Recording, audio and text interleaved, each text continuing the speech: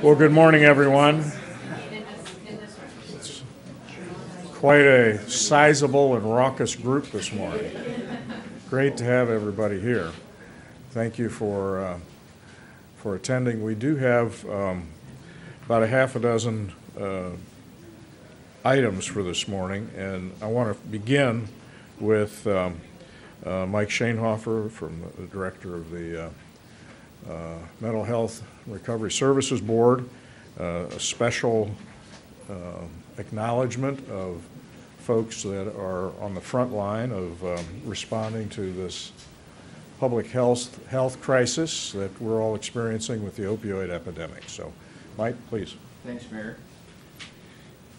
Well, if you saw in the news, we're spending the whole week, in fact, across the state of Ohio, just about every county in the state of Ohio is taking a moment to step back and thank our first responders, EMS, fire, police, park rangers, anybody who's on the front lines of this opioid epidemic.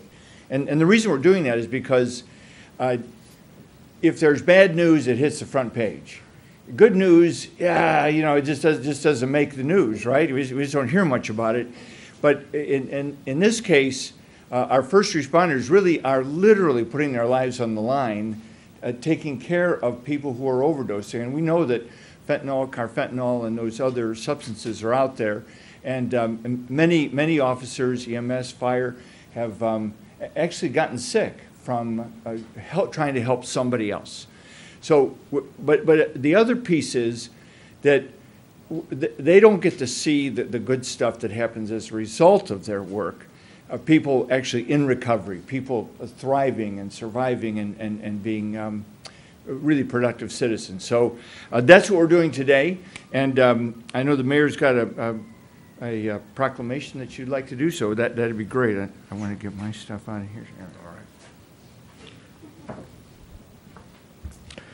Whereas Ohio has the second highest rate of deaths due to drug overdoses in the nation.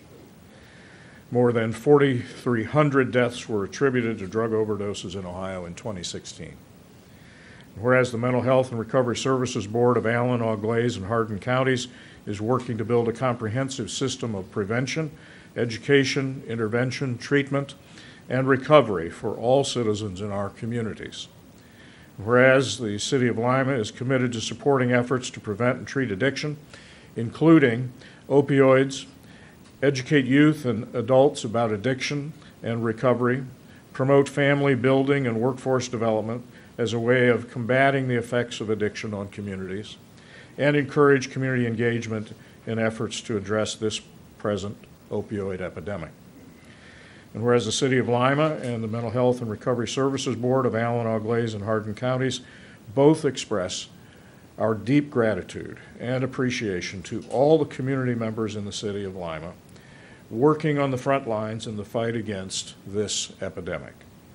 And whereas law enforcement, emergency medical services, firefighters, emergency room staff, and treatment professionals who are bringing help, hope, and care by working day in and day out to save lives, provide treatment, assist families, and support recovery in our community, should be recognized and applauded.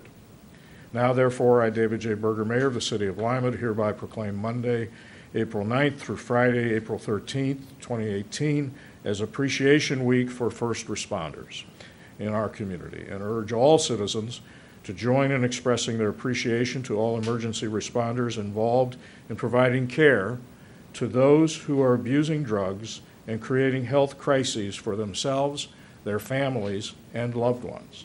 In witness whereof I have hereunto set my hand and caused to be affixed the seal of the City of Lima this day of April 2018. Great, thanks, Mayor. You're welcome.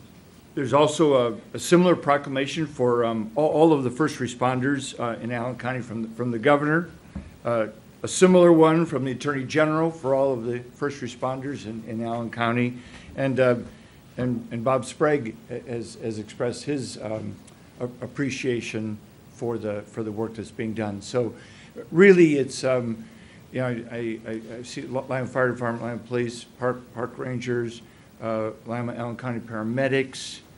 Who else is here that I'm missing? That's Did I call out everybody? You don't have to speak. Said Chief back there.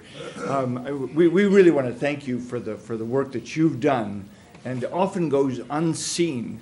But we have a couple people here that would like to tell you thank you and tell you their story. I'm going to ask Jay Simpson from Lima Mayor to come up and introduce your person. Mayor Berger. I'm Jay Simpson, and I work for the Lima Mayor.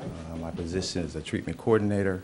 First of all, I want to thank Mayor Berger, Mental Health Board, Mike Schoenhofer, Tammy Cologne. Thank you for having us. And most of all, I want to thank the Lima Police Department, Fire Department, Sheriff Department, the entire first responder team for the Allen County Sheriff. We thank you for allowing Lima Mayor to be a part of your fight against this opiate epidemic. Again, I'm Jason from Lima Mayor. I'm the treatment coordinator, and I work closely with the Lima Police Department in regards to helping them fight this opiate epidemic. I get phone calls from Nick and his staff, Nick Hart and his staff, in regards to someone that had pulled over on a traffic stop, or they had met somebody at a home or a McDonald's or something like that. I will go out, meet with the individual, and gain some information and invite them to our treatment services at Lima Mayor. So that's enough of me. I'm going to allow one of the persons that I have had contact with for the last maybe 5 months, I think it is. I'm proud of her. I'm very proud of her from the initial time that I've seen her to the point that she is now. She has shown growth, maturity.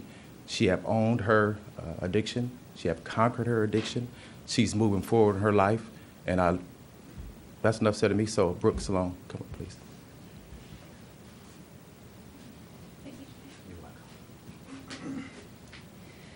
Hi. First, I want to say thank you for all your service and putting your life out on the line. Thank you for this opportunity. My name is Brooke. I'm 22 years old, and I've suffered with addiction since I was 15. I'm currently 6 months clean from heroin and fentanyl. And I owe that thanks to Lima Mayor and the Lima Police Department.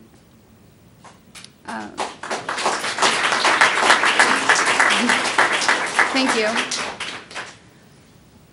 If it wasn't for Lima Police Department, I would have never been in contact with Jay or Lima Mayor. They've helped me so much. They have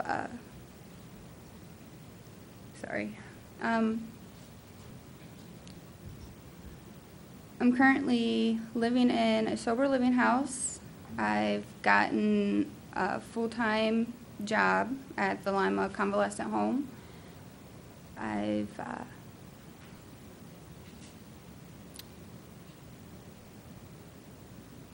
Lost train of thought. I'm going to groups 2 times a week. And I'm just staying on track. I see a better future ahead of myself. My life has gotten so much better. I can find the positive in things now. I can see things differently than what my life used to be. I didn't want anything to do with my life when I was using. And the thanks goes out to you guys. So much gratitude. I'm able to be happy and enjoy life. I can smile and actually say that I'm happy and mean it. It feels good.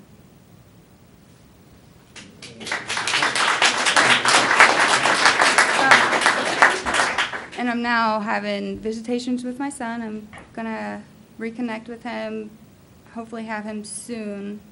My family, they support me. I got a nice, I enjoy my life today. Thank you. Thank you.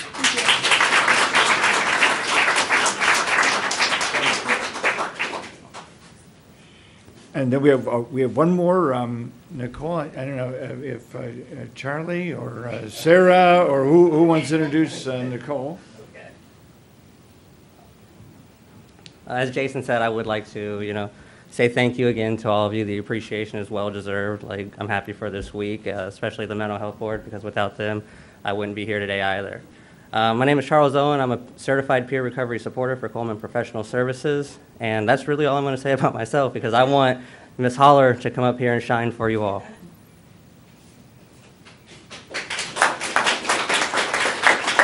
Thanks, Charlie.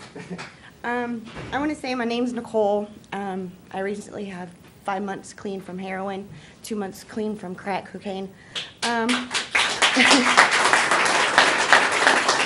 I've recently been revived by Narcan 3 times, and like I said it yesterday, it's my saving grace, because if it wasn't for that, I wouldn't be here today to watch my 3 kids grow and be wonderful people that I know that they can be. And I don't want them to ever endure the encounter of losing a mother like I have in 1999. It hit me hard, and that's when I started using drugs. And it wasn't the best path ever. And I wouldn't wish it on my worst nightmare.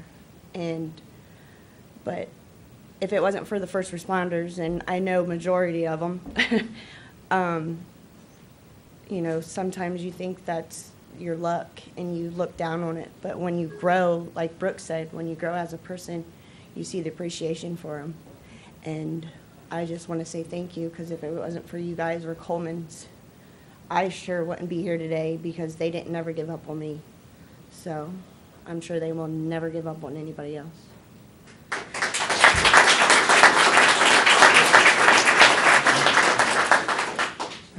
Jessica Ramirez has been embedded with the Lima Police, worked with all the law enforcement and first responders in our county, and has been doing it for about 2 years. And you have an amazing story, so just share that with us.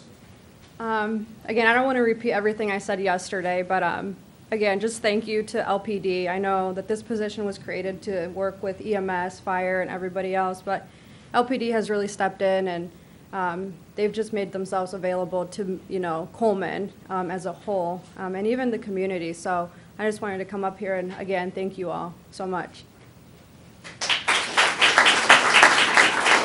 Jessica said that she's received 1,000 referrals in the last 2 years. Is that right, 1,000? And you've been able to make contact with 70% of those. So I think that's making a big difference in our communities. So before any of the first responders leave, so LACP, park rangers, anybody else, Amy and Kelly over here have some gifts for you to take with you back to your agencies. So do not leave without seeing them. We've got just some special things that we've done for you, just as a small token. And I'm not allowed to say anything about bringing donuts, so I'm not going to say it. I'm not going to say a word about that. So, but thanks, Mayor. Thanks very much, and thanks to all of our first responders.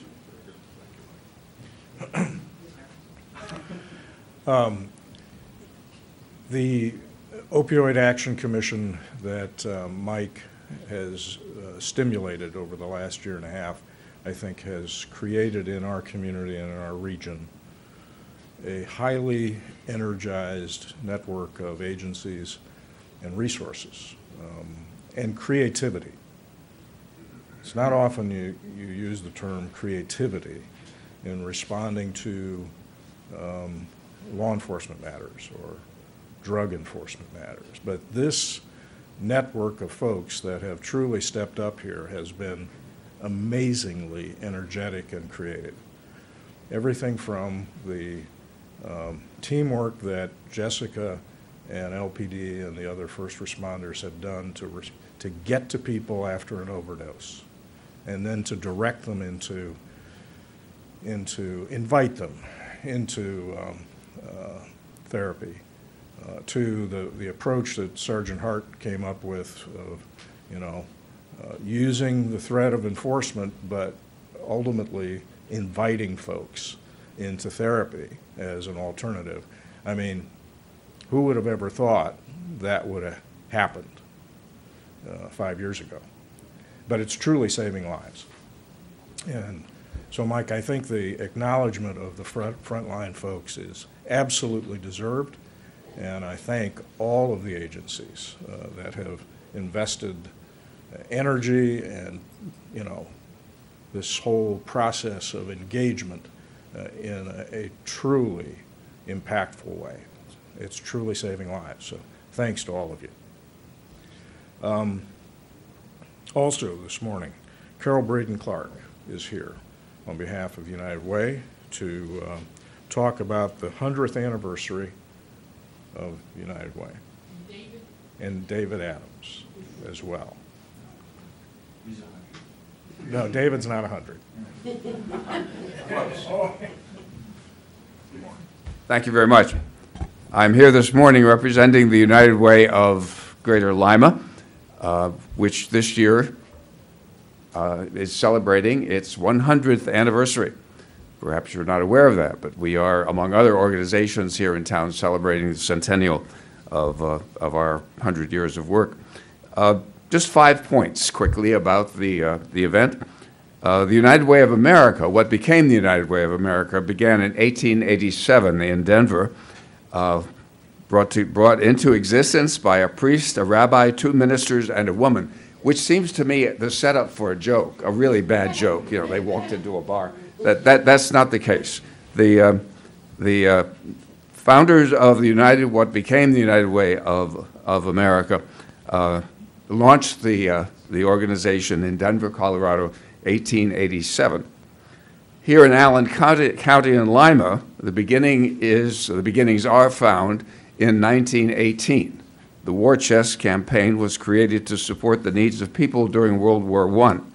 Fred Becker chaired the first campaign, and the goal was to raise $750,000 in 4 days. This is incredible. They came very close to their goal. Everyone was encouraged to give 1 hour of pay per month for 1 year to this War Chest campaign. In 1920, the campaign started on Christmas because it's the one day citizens of Lima think about other people. I'm not sure that's a little cynical, but I think it's probably an appropriate reference to make here. Over the years, the names of the organization have changed from the War Chest in 1918 to the Community Chest, Red Feather, United Fund, and then in 1972 it became what we know as the United Way. We are here today, I am here today with Carol, to announce a few of the events that will be taking place during this 100-year celebration. Specifically, I'm here to announce that we are seeking 100 nominations for 100 local persons, Allen County, Lima, Greater Lima, who are doing something good for other people and for the community. We've just now been hearing about a whole lot of those people, and so perhaps some nominations will come out of this event this morning. In any case, Ashley Gray, and Ashley will raise her hand, there she is, has the nomination forms. They are remarkably simple to fill out. I should know because I wrote them. It will take you about 2 minutes, and then you're done. All you have to do is turn them in to Ashley or to Carol, or to drop them off at the United Way office on South College Street.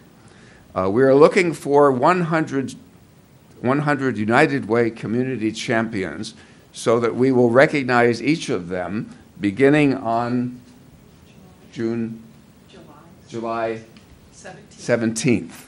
So we have until the 1st of June to collect all of these nominations. So I encourage all of you to take a nomination form this morning, complete it, and return it even now, if you can do it that quickly, or drop it by the United Way office on South College Street. Think about people whom you know, and you may nominate yourself if you fall into this category, as I suspect many of you do. You nominate someone who is doing something good for another person and for the community. This can be, you know what these something goods are, some things good are. So make the nomination, and multiple nominations are also acceptable. Fill out a whole bunch of forms. We are looking for people who are making life better for all of us. That's what it means to live united, which is the slogan these days. Deadline, as I mentioned, is June 1st. And finally, our 100th anniversary, events will continue through the year, is about honoring the past, but also about building the future. We want to encourage everyone to get involved in the United Way and join us in serving the community for the next 100 years. Thanks very much.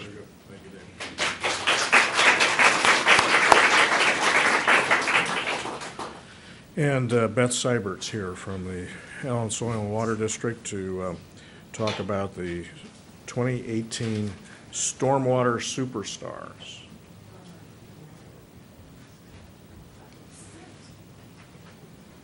Well, good morning. I'd like to ask three of the honorees that are in the audience today to join me up here at the podium. But this is the second year that the Allen Soil and Water Conservation District, in partnership with the City of Lima, has recognized the efforts of local businesses and organizations for protecting stormwater. And if you noticed last week when it rained so hard and the rivers swelled up for several days and was running a chocolate brown color, that's indicative of the fact that when it rains, everything that lies loose on the surface of our landscape ends up in that river and ends up as contributing to the pollution load. Well, today I want to recognize 7 businesses as our 2018 Stormwater Superstars for the things that they're doing to make a difference. And I want to start with Jessie Lowe and the Black Lace Hair Salon. And I'll have to say that probably one of the most, I'm going to hate to pull one out in particular, but the fact that Jesse is undertaking a project, he's already started it, to replace 3,300 square foot of impervious surface on his property on North Main Street and turn it back into green space, which is huge for capturing rainfall and diverting it down into the soil and not forcing all the rain out to the storm sewer. Also real impressed with things that he has on his property with installing rain barrels to capture rooftop runoff for the use on planters and flowers. And just an overall attitude of community litter pickup and prevention. That seemed to be a really dominant theme with all 7 of our honorees, is they're all out there trying to battle community litter, neighborhood litter issues, and they're all trying to make their neighborhood and their place in Lima, Ohio, just that much nicer and cleaner. So Jesse, we thank you and honor you for your efforts. Also being honored today is Dave Beck, quick as a wink. And Dave is being recognized for efforts in particular in waste reduction and recycling. They recycle aluminum plates, silver-coated negatives, and their goal of preventing overproduction and error-free printed materials is limiting the waste produced in their operation. And this makes them a 2018 Stormwater Superstar. And also with us today is Phil Clayman with Restoration House. And we were just extremely impressed with this operation as well, because the 4 properties that they manage in support of men and women whose lives are on a path of restoration, they're really contributing to the training and passing on an ethic to these 40 residents about pride in home maintenance, green space care, gardening, recycling, and litter prevention. And we really feel this distinguishes them as a 2018 Stormwater Superstar. And in the back of the room today is the City Stormwater Manager, Joe Gearing. I don't know, Joe, if you wanted to come up and congratulate our winners. And as you come up, let me announce who our other 4 are. 4D Imaging is being recognized for efforts in waste management, reduction, and recycling. Allied Environmental Services is being recognized for stormwater protection and community pride because they have adopted over a mile of Bell Fountain Avenue and are participating in a minimum of 2 litter cleanup events a year. Crankers Cycling has an impressive attitude towards recycling of all waste materials, including aluminum, plastic, paper, cardboard, and even brass fittings from inner tubes. Fitz Lawn Care and Landscaping takes exceptional care to ensure minimal stormwater impact, with the emphasis on the use of organic materials. They're also promoting rain barrel use and other practices with their clients. And it is this group of practices that distinguishes these folks as our 2018 Stormwater Super Stars. And if the public wants to understand how their business or organization measures up, it simply begins with a conversation, and we invite them to call our office or Joe's office and start that conversation and see if you too can be designated a Stormwater Superstar. Joe? Yeah, I just wanted to reiterate what Beth had stated and thank these individuals and businesses for making the city of Lima a safer and cleaner community. So it's greatly appreciated, and we appreciate their efforts. Thank you.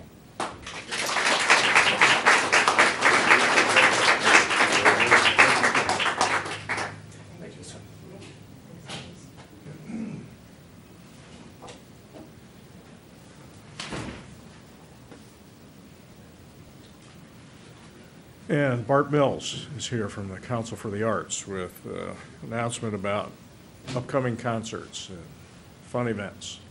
Good morning. Morning. I have two events to talk about today. The first one is kind of old and familiar, and so I represent that one. And the next one is kind of young and hip, and so I let Omar talk about that one. We're going to kick off with the concerts in the park. Those begin on June 24th. That's going to be, as always, the Sunday after Father's Day weekend. This is our 52nd year for concerts in the park, so it's pretty phenomenal that we've been going on this long. As always, it's free. It's every Sunday evening at 7 o'clock at Froat Park. Amazing lineup. We're kicking off with Bison 76. We've got a little bit of reggae and R&B. We've got some blues with No Right Turn and Ricky Nice coming up from Cincinnati to join them. And then we close up the season with the Lima Area Concert Band, which is just a great tradition for us in Lima. So that's going to go on, and you can go to limaartscouncil.com if you want to see the lineup there. The other program we're doing is brand new to us, and we're going to start it off this year for the first time. It's going to kick off a week from Thursday, and I'm going to let Omar Zahari. This is a partnership between the Council for the Arts and Legacy Sounds, and Omar is the founder of Legacy Sounds, so he's going to tell you about this one. Good morning, friends. How are we? First, thanks, Bart, for hanging out. And, when Bart asked me to be a part of this morning, he's like, wear pants. And I was like, dude, this is just, this is the mayor. It's not like the Queen of England right now. So, but I'm wearing pants, and I'm really stoked. And really, the alternative would have been like a flimsily closed, bathrobe, maybe. But, friends, something really exciting is happening here in town. And, through working with different factions, different entities and businesses like the council and, businesses like Moto Media and Now Marketing, the Civic Center, we're really going to document and showcase genuine expressions of art that has been happening under the radar and off the beaten path. And the one thing growing up here in town that I've really been sick and tired of hearing is that there's nothing happening here. And, there's a retention problem with people, getting out of town or growing from here and going to bigger cities because of that concern. And what I say to that is, it's not that nothing's happening here, it's just that you don't know about it. And that's why we're calling this series Late to the Party, is so that we can show that there's something happening here, and we don't want you to be late to the party on it. So that's, something that we're really excited about showcasing, to give this area something to take pride in and something to really get people excited about, and also to empower creative people, because I feel like a lot of times when somebody has this artistic inclination, it's it's downplayed, and it's like, well, how are you going to make a living doing that? And at this point, there's a real creative economy that can be taken advantage of, and we're here to show that that's happening in this town. So check us out. We've got a website coming up called rustgaze.com. You can check us out at the limaartscouncil.com. Legacy Sounds is a recording studio that has been developing and nurturing local music talent here through collaboration, and it's a really exciting thing. So if you guys are hip to the Facebook, check out Legacy Sounds, check out Russ Gaze, and come hang out. And if you guys know somebody that would benefit from something like this, hang out with us afterwards, and let's get down. So. All right, so Omar's big on big picture stuff, but I'm going to give you the details because he failed to do that. Oh, my bad. Oh, sorry. So what we're doing is it's called Late to the Party. We're going to be doing it every third Thursday, beginning next Thursday over at the Paint and Sip. It's a variety of genre. What it is a focus on local artists in all medium. They've got to be doing original work, and they have to be artistically good. So the motto is, local original doesn't suck. And so the first round is going to be a songwriter circle at Paint and Sip next Thursday night at 7 o'clock. The event is free. As we move on, the one after that, we're going to be over at Fat Cat with a written spoken word night. And we're trying to find every kind of medium that we know. So if you know some artists that want to be involved, as he said, hang with us? Yeah. Hang Let's with get us. down.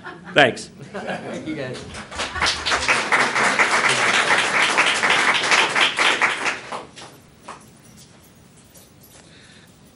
Glad you wore pants. Yeah. Chris Jackson from Lima Fire Department Inspector has an announcement about inspections that the fire department's going to be doing.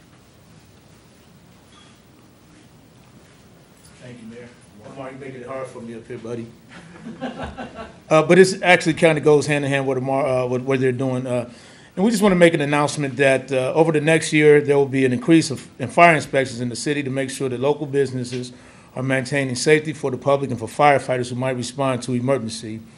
The initial targets will be places of assembly such as bars and nightclubs, followed by storage facilities, and then any buildings with sprinkler systems and fire alarm systems.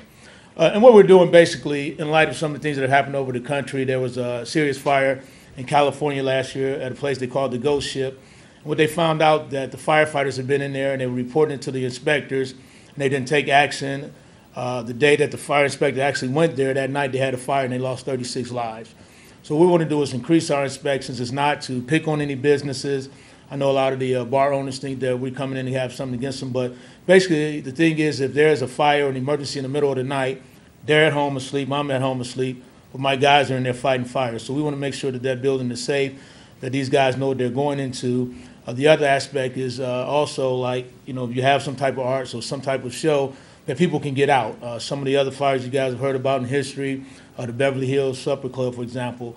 A lot of these fires that started, people couldn't get out of the exits. There wasn't enough exits, or the exits was blocked. Some were locked and things like that. So we're going to be making sure that people can get out if there's an emergency of type of egress, that people can get out safely. Again, it's nothing to pick with anybody, but it's to make our city safe.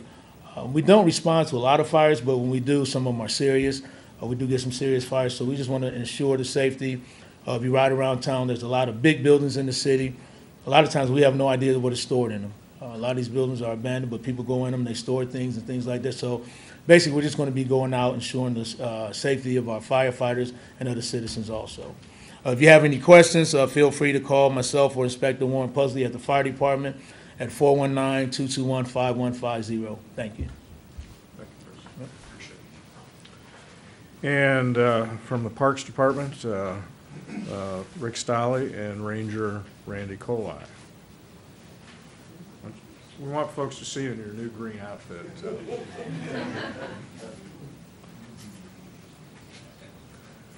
Good morning, everyone. We're here to announce a number of things. Come on up, Randy. That first and foremost, Mother Nature is starting to turn into our favor, We're starting to get back into the parks, and some of the things that are going on coming up.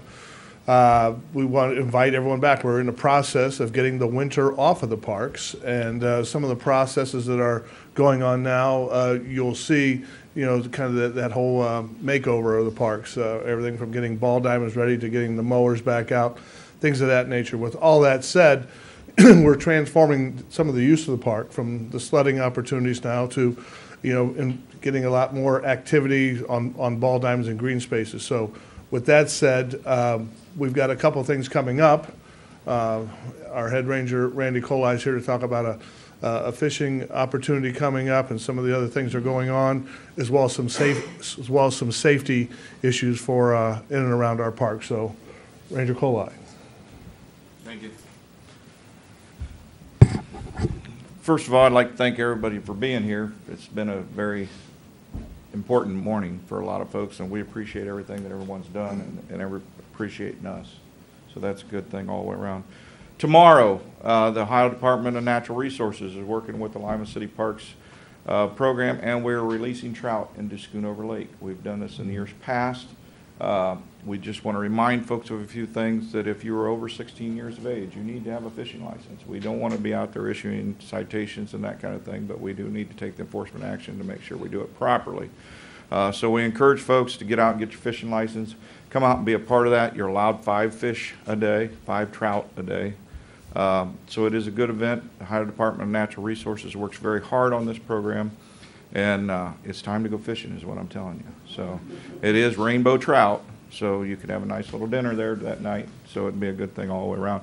And again, as they announced about the parks, we are going to be looking at enforcement actions in the parks, because we have our children out there playing. We want folks to slow down. We have signs up at Froe Park and a few other places. We need for folks to slow down, because we're traveling too fast to get from here to there, and we need to take those actions, and we don't want to, but we will if we need to. So we appreciate you just thinking about our kids in our parks. Thank you. Very good. And lastly, this morning, Chris Fast from the Income Tax Department here regarding the upcoming deadline and extended hours. Good morning. Just wanted to make an announcement that the filing deadline is coming up. It's next Tuesday, April 17th. And if you bring your stuff in person to get it filed, make sure you bring your 1040, especially Lima residents, because that is a requirement to have a front page of your 1040, which is the federal tax return. We need that along with all W-2s and schedules. Also, if you're not bringing it in, you want to mail it, make sure you have the postmark of April 17th on there, which makes it timely. Anything after that could be subject to late fees and fines and penalties. We are also going to have our office open to the public for assistance with their Lima returns this coming Saturday, April 14th. And then the hours will be 8 a.m. to noon. Again, bring all your information with you, and the staff will get you taken care of on your Lima tax return.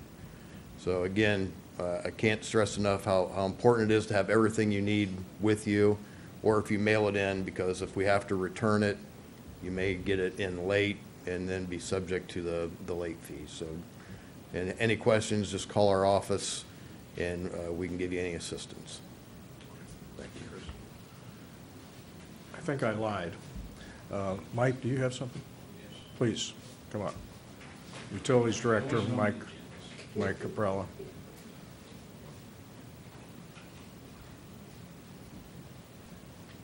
Mine will be very quick. They did ask me to wear pants today also, so I did. So. And the reason I'm not on the agenda is I wasn't sure till this morning we'd be making this announcement, but next Monday, the 16th, our billing and collection office is going to be closed. We're in the process of converting to a new billing office software, and our go-live date is Monday, April the 16th. So on North Central, our billing and collection office will not be open to the public. If you come in to pay your bill, just come in Tuesday. There'll be no penalties, no delays or anything. So, and we'll be, within the next couple of weeks, we'll be making some major announcements about the new billing system and some of the perks that it'll have for our customers. It has some really great features, but until we get this thing up, running and live, then we'll come out and make that announcement. But again, Monday the 16th, our billing office on North Central will be closed. Sorry for not giving that information quicker, Mayor, but thank you. The staff at the Utilities Department has just been working furiously to get ready, and it's good to know that the live date is going to happen. Big, big project.